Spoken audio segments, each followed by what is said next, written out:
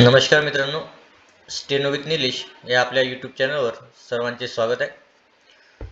मित्रांनो, काल आपण जे शिकलो आहे दोन संकेतरेखांमधील स्वर आणि संकेतरेखांची स्थाने. आज आपण भाग 2 घेऊन आलो आहे, कारण की भाग 1 मध्ये सर्व क्लिअर केलं असतं, परंतु सर्व विद्यार्थ्यांना समजलं नसतं, म्हणून मी भाग 2 घेतला आहे. कारण की आपल्याला मी आधीच सांगितलं तुम्हाला जास्त टाइम लागला चालते, परंतु आपल्याला व्यवस्थित आणि क्लिअर कट शिकायचं आहे. ठीक आहे मित्रांनो, तर आपण आज दोन संकेतरेखांमधील स्वर आणि संकेतस्थाने शिकणार आहोत. ते बघायचं आहे. त्याआधी आपण तुम्हाला माहिती आहे नेहमीप्रमाणे आपण रिव्हिजन करून घेतो. ठीक आहे, तर आपण आज रिव्हिजन करून घेणार आहे. आपण आता याच्या आधी काय काय शिकलो आहे. तर ठीक आहे मित्रांनो, आतापर्यंत आपण व्यंजने शिकलोय. तुम्हाला माहिती असेल व्यंजनामध्ये आपण सरळ रेखाकृती व्यंजने, त्यानंतर आपण शिकलोय कोराकृती व्यंजने, त्यानंतर इतर व्यंजने, हे आपण व्यंजनाचे भाग शिकलोय. त्यानंतर आपण संकेतरेखा शिकलोय, कारण की दोन शब्द आले तर आपण ते कशा पद्धतीने लिहायचे ते आपण रेषेमध्ये आपण शिकलोय. आणि त्यानंतर स्वर आणि स्वरस्थाने शिकलोय. ठीक आहे मित्रांनो, आणि हा टॉपिक खूप महत्त्वाचा आहे. ठीक आहे, हा टॉपिक खूप महत्त्वाचा आहे, कारण की तुम्हाला स्वर माहीत नाही राहणार तर तुम्ही कोणता स्वर कुठे लावायचा हे सुद्धा तुम्हाला माहिती नाही पडणार. कारण की आपण ओग लिहितो, परंतु सर्वांना माहिती आहे घचा आडवी लाईन आहे, परंतु ओ कुठे द्यायचा, फर्स्ट प्लेसवर द्यायचा, सेकंड प्लेसवर द्यायचा की थर्ड प्लेसवर द्यायचा, हे जोपर्यंत माहिती राहणार नाही तोपर्यंत तुम्हाला शब्दाची किंवा शब्द कोणता लिहिला याची ओळख राहणार नाही.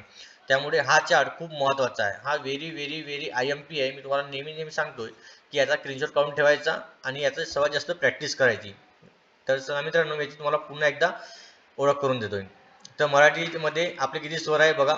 अ, आ, इ, ई, उ, ए, ओ, औ, ॲ आणि अ हे आपले स्वर झाले. परंतु हे मराठीमधले स्वर आहे मित्रांनो. ठीक आहे, पण आपण जेव्हा मराठी स्टेनो शिकतो, मराठी लघुलेखन आपण शिकतो, त्यामध्ये स्वर दोन प्रकारे पडतात, ऱ्हस्व स्वर आणि दीर्घ स्वर. मराठीमध्ये पण ऱ्हस्व स्वर आणि दीर्घ स्वर आहे, परंतु ऱ्हस्वमध्ये कोणते येतात ते बघा. ॲ, आ, ए, अ आणि ई आणि उ. तर प्रथम मध्ये काय येते, ॲ आणि आ. तर ॲला काय पुसट बिंदू. ठीक आहे मित्रांनो, पुसट बिंदू. आणि आला काय पुसट रेखिका. हे बघा, पुसट बिंदू आणि पुसट रेखिका. त्यामध्ये द्वितीय काय ए आणि अ. ए ले काय पुसट बिंदू आणि अ ले आहे पुसट रेखिका. तसंच ई आहे तृतीय स्थानी आणि उ पण तृतीय स्थानी आहे. ई ला आहे पुसट बिंदू आणि उ ला आहे पुसट रेखिका. हे झालं ऱ्हस्वचं. कारण की ऱ्हस्व म्हणजे कमी स्वरामध्ये आपण म्हणतो, जसं ॲ, आ, ए, अ, ई, अ.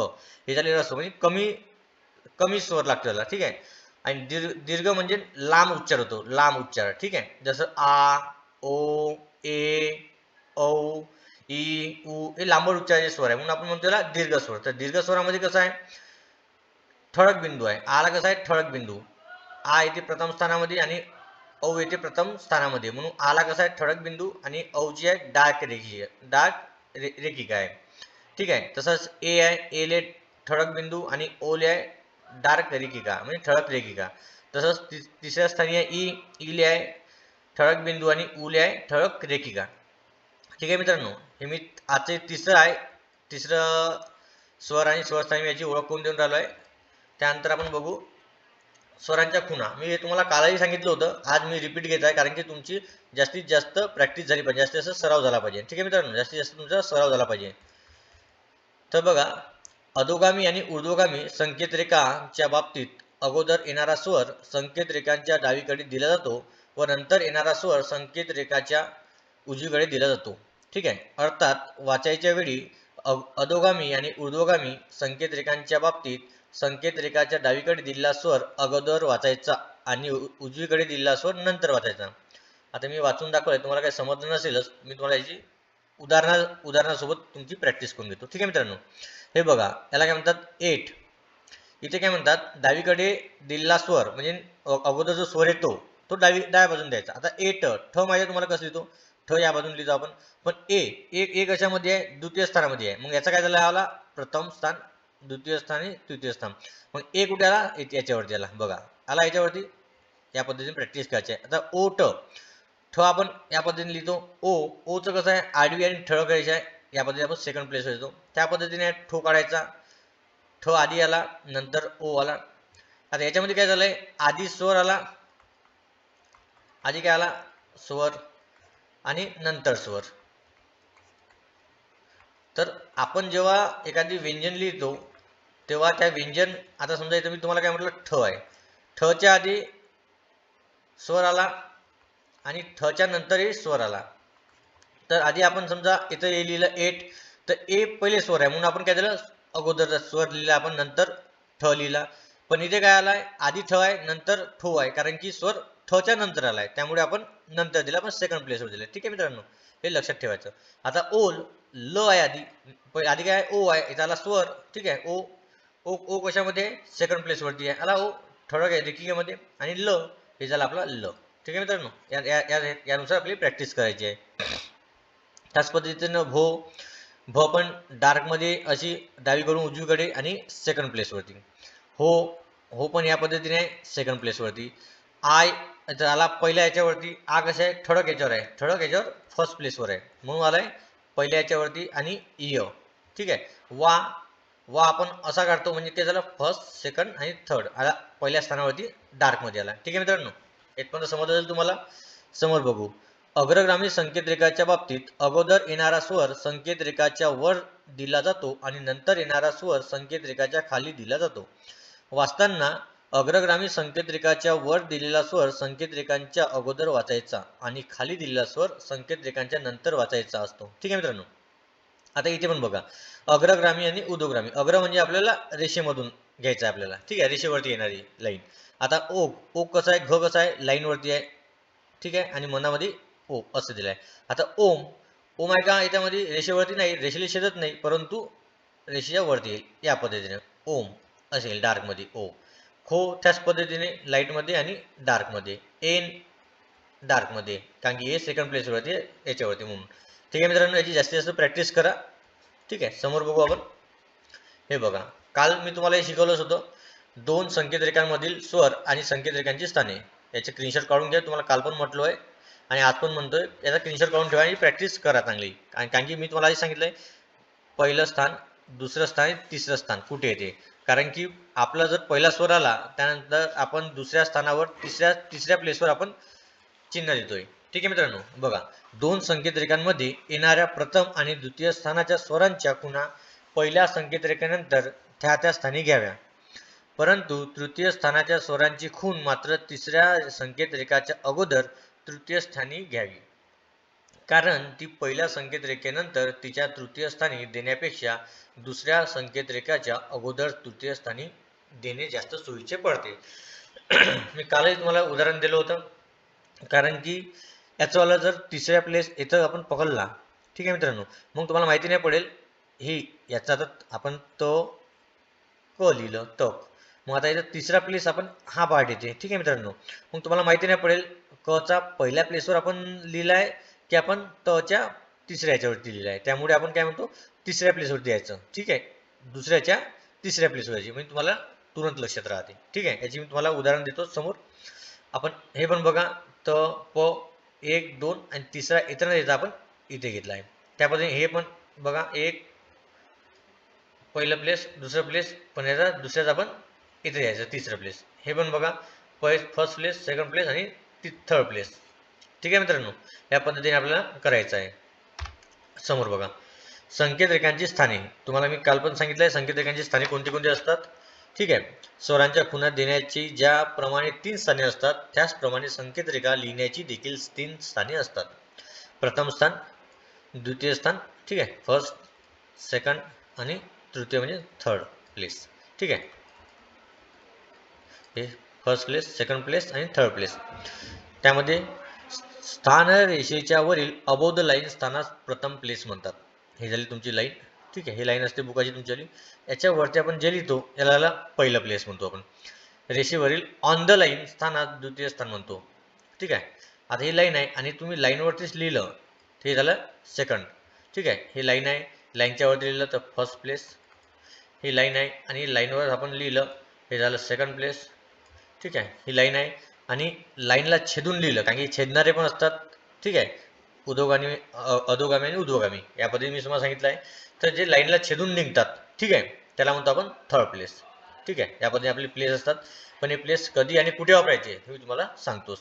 बघा इथे काय म्हणते, जेव्हा एखाद्या शब्दात सर्वात प्रथम येणारा स्वर असेल, काय म्हटलं, जेव्हा एखाद्या शब्दात प्रथम येणारा स्वर असेल, ठीक आहे, प्रथम स्थानाचा स्वर असेल, तेव्हा त्या शब्दाची पहिली संकेत रेखा प्रथम स्थानी म्हणजे रेखेच्या वर लिहिली जाते. ठीक आहे मित्रांनो, आधी समजलं नाही, मी तुम्हाला माहिती आहे, मी तुम्हाला प्रॅक्टिस उदाहरणासाठी सांगतो मी तुम्हाला. ठीक आहे, आता ताक, काय म्हणते ताक, आता याचा ताक इथं आचा स्वर आहे, मग काय म्हणते प्रथम स्थानाचा स्वर आहे हा. ठीक आहे, प्रथम स्थानाचा स्वर आहे हा. तर प्रथम स्थानाचा स्वर असल्यामुळे इथे काय म्हणते, जेव्हा एखाद्या शब्दात सर्वात प्रथम येणारा स्वर प्रथम स्थानाचा असेल, मग आहे प्रथम स्थानाचा स्वर, म्हणून आपल्याला वरती लिहायच्या लाईनच्या.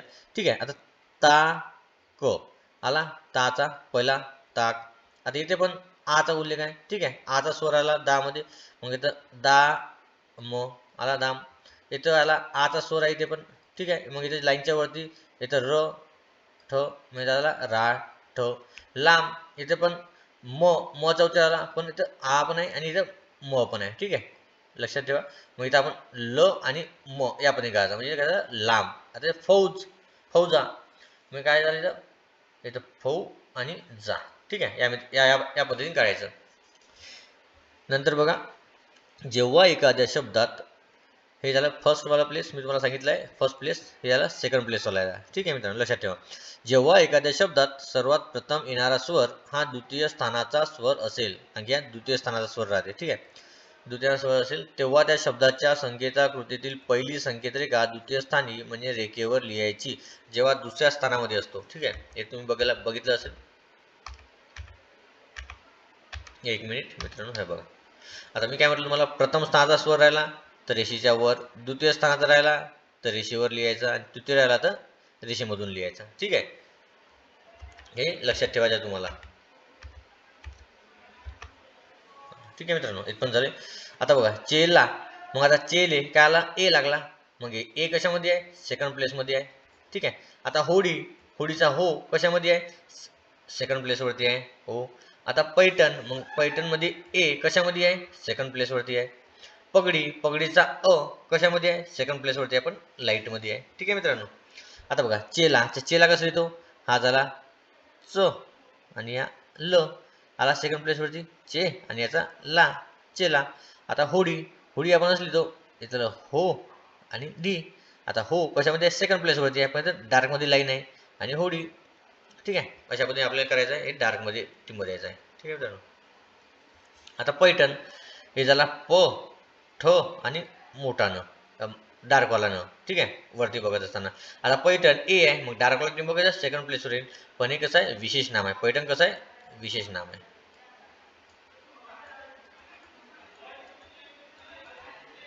हा विशेष नाम मित्रांनो, त्यामुळे इथं आपण डबल लाईन नसते तो. ठीक आहे, अशी डबल लाईन लावतो, विशेष नाम राहिलं म्हणजे आपल्याला तुरंत लक्षात येईल. आता पगडी, प ग डी, मग आता प च अ आहे, अ कसं पुसट लाईन आहे, प ग च पण पुसट लाईन अ, कारण की लिहायचं नाही, परंतु तुम्हाला समजलं पाहिजे त्यासाठी मी इथं लिहून देतो याच्यामध्ये. ठीक आहे मित्रांनो. आणि ड, ड च काय तर ई, ईचा स्वर असल्यामुळे इथे डार्कमध्ये लाईन. ठीक आहे मित्रांनो, इथे डार्कमध्ये येईल पॉईंट ठळकमध्ये. ठीक आहे, लक्षात ठेवाय. त्यानंतर बघा, जेव्हा एखाद्या शब्दात सर्वात प्रथम येणारा स्वर हा तृतीय स्थानाचा असेल. ठीक आहे, इथे काय म्हणतंय, जेव्हा एखाद्या शब्दात प्रथम येणारा स्वर तृतीय स्थानाचा स्वर असेल, तेव्हा त्या शब्दाच्या संकेतकृतीतील पहिली संकेतरेखा तृतीय स्थानी म्हणजे रेखेमधून लिहिली जाते, थ्रू द लाईन. आता तूप, आता इथं मी काय म्हणलं तुम्हाला, तूप हे उ उ आलं, तिसऱ्या याच्यावरती आहे उ उ, तिसऱ्या याच्यावरती आहे उ, तिसरं स्थान आहे उ तूपचं. मग इथं काय झालं, हे झाला त आणि हे झाला प. प इथं काय म्हणते, हे फर्स्ट प्लेस, हे सेकंड प्लेस. आपण इथं देऊ शकत नाही, कारण की दिलं तर मग तुम्हाला कन्फ्युजन होईल, पचा आहे का तचा आहे, म्हणून आपण दुसऱ्या याच्या तिसऱ्या याच्यावर देतो स्थानावर. ठीक आहे, तिसऱ्या याच्यावर स्थानावर द्यायचं. हे झालं तू. तस रूप, र आणि प रूप. ढीठ, ढीट आलं ढीठ. जी रे, जी आणि रे. इथं काय झालं, जी, मग जीचं काय आलं ई, मग इचं आलं पहिल्या स्थानावर, तिसऱ्या स्थानावर आलं. आणि रे, ठीक आहे. रेचं काय आलं ए चाला डार्क मध्ये, ठीक आहे मित्रांनो. या पद्धतीने आता हे बघा, इथे काय म्हणते, अग्रगामी संकेत रेखा रेखेमधून लिहिणे शक्य नसते. ठीक आहे, हे खूप महत्वाचं आहे. अग्रगामी संकेत रेखा रेखेमधून लिहिणे शक्य नसते, कारण की अग्र म्हणजे लाईनीतून जे लाईन राहते ते आपण लाईन छेदून लिहू शकत नाही. ठीक आहे मित्रांनो. त्यामुळे जेव्हा एखाद्या शब्दाची संपूर्ण संकेताकृती ही अग्रगामी संकेत रेखांनीच बनलेली असते, ठीक आहे, तेव्हा जर संकेताकृतीतील सर्वात प्रथम येणारा स्वर हा प्रथम स्थानाचा असेल तर ती संपूर्ण संकेताकृती पहिल्या स्थानी म्हणजेच रेघेच्या वर लिहिली जाते, आणि जर तो द्वितीय किंवा तृतीय स्थानाचा असेल तर ती संकेताकृती रेघेवर लिहिली जाते. ठीक आहे. आता एक कन्सेप्ट आहे, ठीक आहे, लक्षात नसेल तुमच्यावाल्या, मी तुम्हाला एक्झाम्पल देऊन सांगतो. ठीक आहे, हे उदाहरण दिलेच आहे मी खाली. आता नामचं काय, मी तुम्हाला पहिले सांगितलं, नाम याचा स्वर आलाय सुरुवातीला, पण तो लाईनीवर लिहिता येत नाही आपल्याला. ठीक आहे, लाईनीवर लिहिता येत नाही, कारण की आपल्याला वरती लिहायला लागेल, कारण की प्रथम याच्यामध्ये स्वर आहे. ठीक आहे, स्वर प्रथमच असल्यामुळे संकेताकृती पहिल्या स्थानी म्हणजे रेघेच्या वर लिहिले जाते.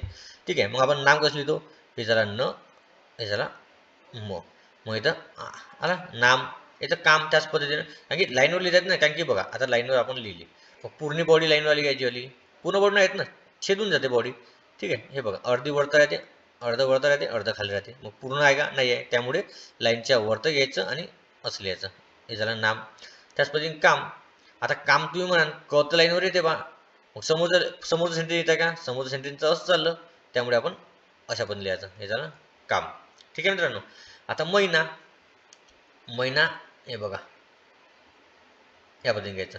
हे झाला सेकंड प्लेसवर मै, हे झाला पहिल्या प्लेसवर महिना. ठीक आहे. मेघ, हे झाला म, हे झाला घ, हे झाला मेघ. ठीक आहे, ए असल्यामुळे सेकंड प्लेसवर. कु म क आलं. आता क आहे पहिल्या याच्यावरती, मग हे झाला पहिल्या याच्यावरती क म क. आता कुचं काय आपण देतो, पहिल्या शब्दामधला अगर स्वर असेल तर दुसऱ्या याच्या तिसऱ्या स्थानावर देतो.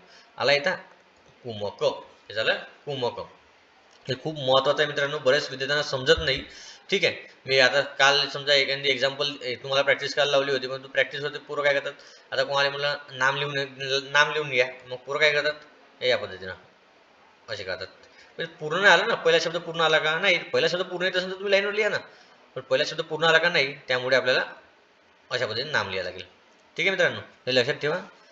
समोर बघू, हे बघा, एखाद्या संकेताकृतीची सुरुवात जर काय म्हटलं मी, एखाद्या संकेताकृतीची सुरुवात एक किंवा अनेक अग्रगामी संकेत रेखांनी होत असून त्यानंतर येणारी संकेत रेखा ऊर्ध्वगामी असेल आणि पहिल्या अग्रगामी संकेत रेखेला जोडून येणारा स्वर तृतीय स्थानाचा असेल तर ऊर्ध्वगामी संकेत रेखा नियमानुसार रेखेमधून लिहिण्याकरिता सुरुवातीची एक किंवा अनेक अग्रगामी संकेत रेखा रेखेखाली लिहाव्या. ठीक आहे. आता हे तुम्हाला म्हणजे उदाहरण दिल्याशिवाय समजणार नाही. ठीक आहे, उदाहरण देऊनच मी तुम्हाला सांगतोय. आता बघा, मूल, इथे काय मूल. आता इथे कसं होतंय, आता तुम्हाला वाटलं काय, आपण इथे लिहिलं असतं लाईनवरती किंवा लाईनच्या वरती लिहिलं असतं आणि ल काढलं असतं, पण इथे इथंच नाही जमत. इथे पहिलेच काय म्हणते, एक किंवा अनेक अग्रगामी संकेत रेखांनी होत असून. ठीक आहे, एखाद्या संकेत कृतीची सुरुवात एक किंवा अनेक याने होते, पहिलं आणि सेकंड. ठीक आहे, मग 2 हो 3 हो 4 हो चालते, होत असून त्यानंतर येणारी संकेत रेखा ऊर्ध्वगामी असेल, कारण की बघा ऊर्ध्वगामी छेदलेली असते. ठीक आहे, लाईनवर असं काय नाही काय छेदलेली असते ऊर्ध्वगामी. ठीक आहे, आणि पहिल्या अग्रगामी संकेत रेखेला जोडून येणारा स्वर असेल. ठीक आहे, पण याला जोडून येणारा स्वर असेल. ठीक आहे, तर तृतीय स्थानाचा असेल तर ऊर्ध्वगामी संकेत रेखा नियमानुसार रेखेमधून लिहिण्याकरिता सुरुवातीला एक किंवा अनेक अग्रगामी संकेत रेखा रेखेखाली लिहायची. ठीक आहे, सुरुवातीला आपल्याला याच्यामध्ये लिहावं लागते, कारण की छेदलेला असल्यामुळे. मग इथं काय मूल, हे काय झाला म आणि ल, मूल. ठीक आहे, हे झाला मूल. आता त्यानंतर निवारा. ठीक आहे, निवारा आला इथं निवारा. आता निवारा, आता न आपण असंच लिहितो, न हे झाला व आणि गेलेस र. आता कंटिन्यू करायचा. मग आता इथं इथं काय म्हटलं आहे, न ले काय आला ई, मग ईचा काय जाते त्याच्यावरती तिसऱ्या स्थानावर जाते, मग व आपण इथपर्यंत व लिहिला, हे झाला तिसऱ्या स्थानावरती गेला. ठीक आहे, हे तिसऱ्या स्थानावर. हे झाला नि, वाचं पहिल्या स्थानावर नि वा, हे झाला रा. ठीक आहे, हे झाला निवारा. आता कुमारी त्याच पद्धतीने, कारण की हे छेदत नसल्यामुळे आपण खालीच लिहायचं, मग इथं र छेदणारी वरती घ्यायची. ठीक आहे, हे झाला क, हे झाला म, हे झाला र.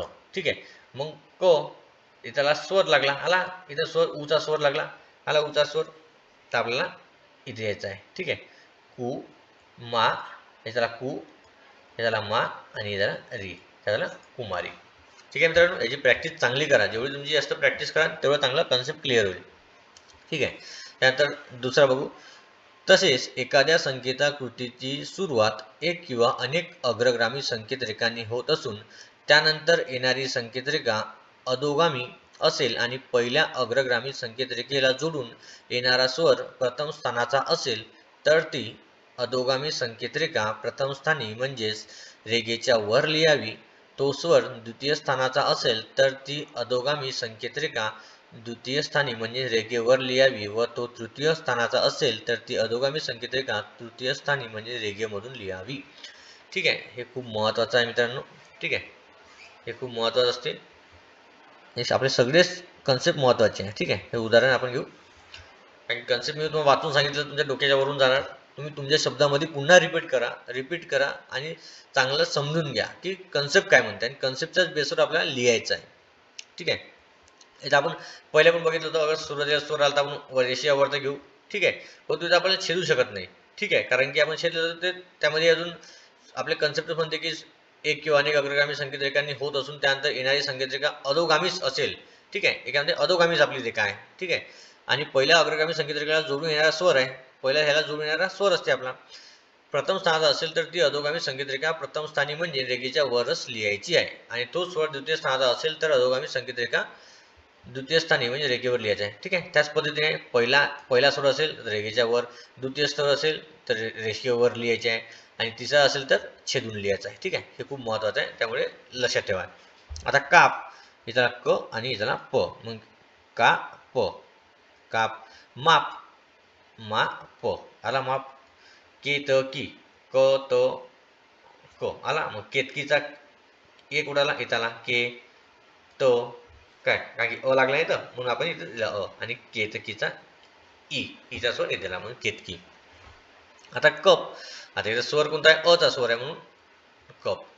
कूप म्हणजे क आणि प आलाच. ठीक आहे, कारण की इथं काय म्हणते तिसऱ्या ह्याच्यामध्ये जायचं आहे आपल्याला, त्यामुळे आपल्याला म्हणून छेदायचं आहे आपल्याला. ठीक आहे, म्हणून थर्ड प्लेस खूप महत्त्वाचं असते, त्यामुळे कन्सेप्ट क्लिअर ठेवा तुमच्यावाली. ठीक आहे मित्रांनो, आता कूप, क आणि प, पण कू इथं ऊच आहे, ऊ कशामध्ये थर्ड प्लेस होते म्हणून दुसऱ्याच्या तिसऱ्या स्थानावर जायचं आहे कूप. ठीक आहे, आता इथं आहे मूठ, हे झाला म आणि झाला ठ, हे झाला ऊ, ऊचं काय मूठ तिसऱ्या स्थानाला लावायचं आहे. ठीक आहे मित्रांनो, फर्स्ट प्लेस, सेकंड प्लेस आणि थर्ड प्लेस, हे खूप महत्त्वाचे असते. ठीक आहे, पहिलं राहिलं फर्स्ट प्लेसवर तर वरती रेषेवरती, सेकंड राहिलं तर लाईनवरती आणि थर्ड राहिलं तर लाईनमधून. अधोगामी उद्वगामी हे लक्षात ठेवायचं, रेषेच्या वरती आणि रेषेमधून, हे खूप महत्त्वाचं असते. ठीक आहे मित्रांनो, समोर बघा. आता इथं बघा, इथं काय म्हणते, शब्दाच्या प्रारंभी येणाऱ्या स्वराकरिता आवश्यक व सोयीची असेल तेथे संबंधित संकेतरेखेला जोडून एक लहानशी रेखिका काढावी. ही रेखिका अधोगामी सरळ संकेतरेखा तसेच अग्रगामी व ऊर्ध्वगामी कोराकृती संकेतरेखांना आडवी. ठीक आहे, आणि अधोगामी कोराकृतीमधील य या संकेतरेखांना तिरपी आणि अग्रगामी सरळ संकेतरेखांना उभी घ्यावी. मग याच्यामध्ये काय ते स, र, ज्ञ आणि ह या संकेतरेखांना ही रेखिका लागत नाही. ठीक आहे मित्रांनो, हे संकेतरेखिका लागत नाही. आता कुठे आणि कशी घ्यायची हे तुम्हाला क्लिअर सांगतो. आता बघा, इथे काय म्हणते, पहिल्याचा स्वर आला तर आपल्याला लिहायला खूप अडचण होते. ठीक आहे मित्रांनो, इथं कसं आहे, लिहायला खूप अडचण येतं कारण की आपल्याला फास्टमध्ये लिहायला राहते. इथं कसं टायमाचं बंधन असते, कारण की जसं असा कोणत्या समोर व्यक्ती बोलत असतो तसं तसं आपल्याला फास्टमध्ये लिहायचं असते. ठीक आहे, आणि त्या फास्टमध्ये लिहिता लिहिता आता बघा, इथं आग लिहायचं आहे. मग तुम्ही आता पहिले घ काढा, नंतर टिंब द्याल, असं कराल तर किती टाइम लागेल. ठीक आहे, म्हणून इथं काय म्हणताय, अगर तुम्हाला फास्टमध्ये लिहायचं तर शॉर्टमध्ये आग असं आ ग, हा ग, याची सवय जास्त प्रॅक्टिस करायची. ठीक आहे, याची जेवढी जास्त प्रॅक्टिस करा तेवढं चांगलं असते. आता आट आहे, इथं आ स्वर आला, ठचं काय, ठ असं आहे, पण इथं असं यायचं. ठीक आहे मित्रांनो, इथं काय यायचं असं करायचं. 8. आता उ म ल, आता आपण कसं करतो, उ सॉरी इथे काय झाला, स्वर आहे बरोबर आहे, उ म ल, स्वर लागला उ म ल, म्हणजे लक्षात असलं पाहिजे एकदम बारीक मध्ये असं उ म ल, म्हणजे लक्षात असलं पाहिजे तुम्हाला की आपण काय लिहिलं आहे, कारण की स्वर असल्यामुळे, कारण की कारण की हा इथं स्वर दिला पहिला वाला, ठीक आहे, ठीक आहे, पहिला पहिला स्वर दिला आपण, तर माहिती पडलं पाहिजे आपण नेमकं काय लिहिलं आहे बा, ठीक आहे, कारण की आपण जेव्हा जेवढी असं सुरुवात करू तेवढं आपल्याला माहिती पडते, कारण की इमल उमल काय अमल असं नाही होऊ शकत, कारण तुम्ही मराठी भाषा आहे, मराठी भाषेमध्ये आपण काय लिहिलं आपल्याला माहिती पडते, ठीक आहे, कुठच्या शब्द कुठेही नाही जात, ठीक आहे, कारण की समोरचा आपण जर सेंटेन्स लिहितो तर माहिती पडते, कारण मल लिहिलं आपण, पण इथं काय आहे उमल, ठीक आहे, उमल काय कसं आहे उमल, कारण की कोणता शब्द लिहिला आपल्याला चांगल्या पद्धतीने माहिती पडते मित्रांनो, ठीक आहे.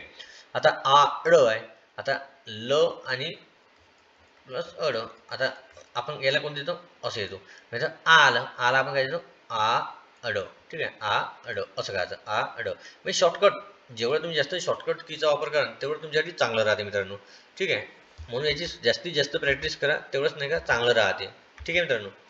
हे आज आपला भाग 2 राहिलेला होता काही भाग, म्हणून मी पुन्हा एकदा रिव्हिजन करून घेतली आहे, आणि पुन्हा एकदा मी सांगतोय का 2 संकेत रेखांमधील स्वर आणि संकेतस्थाने आपल्याला अगर क्लिअर करायची असेल तर हा चार्ट लक्षात ठेवा, ठीक आहे, प्रथम स्थान असेल, द्वितीय असेल, तृतीय असेल, तर कोणतं कशामध्ये मी तुम्हाला याच्यामध्ये सांगितलं आहे चांगल्या पद्धतीने, ठीक आहे, तरी तुम्ही जास्तीत जास्त प्रॅक्टिस करा, तुमची जेवढी जास्त प्रॅक्टिस राहील तेवढं चांगलं राहील.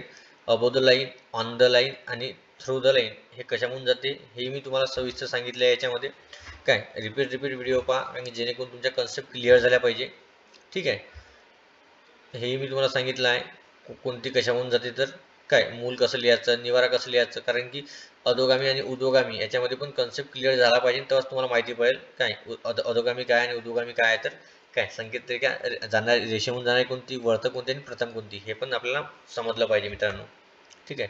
आणि मी तुम्हाला सांगितलं आहे, कारण की आपल्याला जेव्हा आपण डिक्टेशन करतो, ठीक आहे, आपण लिहिण्याची जेव्हा सुरुवात करतो तर आपल्याला फास्ट आज चालला पाहिजे, म्हणून आपल्याला कोणत्या कोणत्या आपल्याला शॉर्टकट आपल्याला वापरायला लागेल, ठीक आहे, आड, ठीक आहे, उमल काय आठ अशा पद्धतीने आठ असं आपल्याला लिहायला लागेल, ठीक आहे, आग म्हणजे आपल्याला शॉर्टकट माहिती पडते आपण नेमकं काय लिहिलं आहे, तुम्ही जेव्हा जास्त प्रॅक्टिस कराल तेवढं चांगलं राहणार. आता हा बघा, हे तुम्ही पॅरेग्राफ मी तयार केला आहे, सेंटेन्स आहे 10, 10 सेंटेन्स कोणते कशा प्रकारचे आहे मी इथं चिन्हांकित केलं आहे. आता हे तुम्हाला काय उद्याच्या लेक्चरमध्ये तुम्हाला हे लिहून आणायचं आहे, प्रत्येक सेंटेन्स पहिलं कोणतं आहे, दुसरं कोणतं आहे, तिसरं कोणतं आहे, चौथं कोणतं आहे, पाचवं कोणतं आहे, सहावं कोणतं आहे, सातवं, आठवं, नववं आणि 10वं, हे 10 सेंटेन्स तुम्हाला लिहून आणायचे आणि कोणत्या पद्धतीने कसे आहे हे तुम्ही प्रॅक्टिस करायची आहे, ठीक आहे मित्रांनो. आणि तसंच मी लघुलिपीमध्ये पण आपल्याला कोणत्या चिन्हामध्ये कसं लिहायचं आहे मी आता इथे शब्द हे दिले आहे शब्द, काय हे पण तुम्हाला आपल्या चिन्हांकित मध्ये लिहायचं आहे. जा, खा, काम, मामा, बाण, जाल हे पण लिहायचे आहे. चेला, मेळा, झेप, वेश, वेळा, भेट, पहिलं, दुसरं, तिसरं, चौथं, पाचवं, सहावं, सातवं, आठवं, नववं, 10वं हे 6ही लाईन आपल्याला डिक्टेशन कोणाचं आहे म्हणजे चिन्हांकित लिहायचं आहे, ठीक आहे मित्रांनो. आजचा खूप महत्त्वाचा व्हिडिओ आहे, आपण उद्यापासून आपण अजून घेऊ. आता बघा रविवारला पेपर आहे, ठीक आहे, रविवारला पेपर असल्यामुळे आता उद्या उद्या आणि रविवारला क्लास शक्यतो होईल नाही, कारण की माझा पण पेपर आहे, अभ्यास करावा लागेल, काय तुम्हाला पण माहिती आहे. तरी मी वेळातून वेळ काढून मी तुमच्यासाठी हे व्हिडिओ घेणं सोपं काम नसते मित्रांनो, कारण की सगळ्या गोष्टी बनवावं लागते, तयार करावं लागते, प्रिपरेशन करावं लागते, नंतर समोर तुम्हाला आयतं रेडीमेड मिळते, ठीक आहे, याची किंमत असू द्या. आणि जास्तीत जास्त विद्यार्थ्यापर्यंत व्हिडिओ शेअर करा, कारण की पुरं शिकले पाहिजे, कारण की येत्या काळामध्ये याची चांगली भरती निघणार आहे. आणि अजून आपली कोर्टाच्या जे स्टेनो होत्या, ठीक आहे, बॉम्बे हायकोर्टच्या जागा निघल्या आहे, त्यामुळे स्टेनोच्या ज्या जागा होत्या त्याची अजून मुदतवाढ वाढलेली आहे, ठीक आहे, 5 जानेवारी लास्ट डेट होती, अजून याच्यावाली तारीख वाढलेली आहे, म्हणून ज्या पोरांनी फॉर्म भरले नसेल त्या पोरांनी सुद्धा फॉर्म भरा, ठीक आहे मित्रांनो. तर स्टेनो विथ निलेश या यूट्यूब चॅनलवर आपण नवीन असाल तर आपल्या चॅनलला सबस्क्राईब करा, शेअर करा, ठीक आहे मित्रांनो, आणि लाईक करायला विसरू नका. आजचा आपला क्लास 6वा होता, यामध्ये आपण 2 संकेतरेखांमधील स्वर आणि संकेतरेखांची स्थाने हा भाग 2 आपण आज शिकलो आहे, ठीक आहे मित्रांनो. आपण नेक्स्ट व्हिडिओमध्ये भेटू नवीन काहीतरी घेऊन, ठीक आहे मित्रांनो. मी इथेच थांबतो. धन्यवाद.